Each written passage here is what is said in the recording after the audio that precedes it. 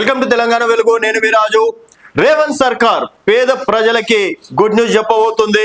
So ఈ మధ్య కాలంలో రేషన్ కార్డు మీద సన్న బియ్యం పథకం ప్రారంభించిన విషయం అందరికీ తెలిసిందే. సో సన్న బియ్యంతో పాటు 9 నిత్యావసర సరుకులు ఇవ్వాలి అని చెప్పేసి కూడా భావిస్తుంది.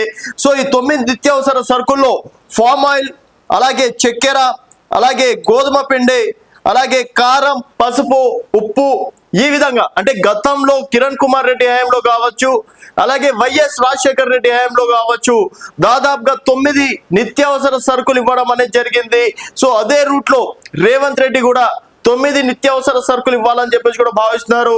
గత 2018 తర్వాత చూసుకున్నట్టయితే కేవలం బియ్యం మాత్రమే ఇవ్వడం అనేది జరిగింది. కొన్ని చోట్ల మాత్రం ఫామ్ ఆయిల్ కూడా ఇవ్వలేరు, కేవలం చక్కెర అలాగే ఉప్పు ప్యాకెట్లు మాత్రమే ఇచ్చారు. కొన్ని చోట్ల మాత్రం ఈవెన్ కందిపప్పు కూడా ఇవ్వడం అనేది జరిగింది. సో ఇక్కడ బియ్యంతో పాటు ఫామ్ ఆయిల్ కావచ్చు, చక్కెర కావచ్చు, గోధుమలు కావచ్చు, అలాగే పసుపు, కారం, సో ఈ విధంగా అంటే ప్రతి ఒక్క అంటే ఇళ్లలో ఏదైతే రోజువారీగా వాడతారో ఆ వస్తువులు ఇవ్వాలని చెప్పేసి కూడా భావిస్తున్నారు.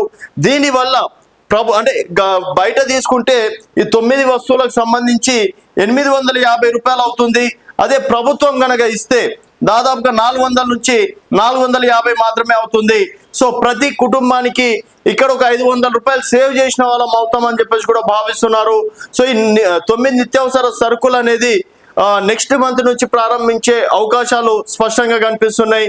సో ఇప్పటికీ స్థానిక సంస్థల ఎన్నికలు కావచ్చు, అంటే బరిలోకి దిగబోతున్నారు.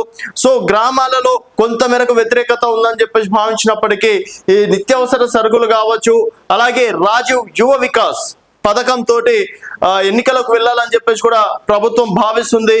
మరి రేవంత్ సర్కార్కి ఈ 9 వస్తువులు అంటే నిత్యావసర సరుకులు ఇస్తే ఎంతవరకు పాజిటివ్ అవుతుంది అనేది వేచి చూడాల్సిన విషయం. బట్ ప్రభుత్వం దీనిపైన కూడా సమీక్షిస్తుంది.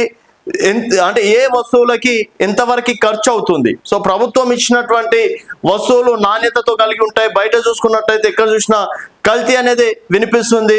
గోధుమ ఈవెన్ పప్పు, ఉప్పు నుంచి కూడా అంత కల్తీమయం అవుతుంది. కాబట్టి ప్రభుత్వం దగ్గర తీసుకుంటే, అది రేషన్ షాప్లలో తీసుకుంటే స్వచ్ఛతతో పాటు ధరలు కూడా తగ్గించి ఇచ్చే అవకాశం ఉంటుందని చెప్పేసి కూడా భావిస్తుంది. మరి ఇది ఎంతవరకు సక్సెస్ అవుతుంది?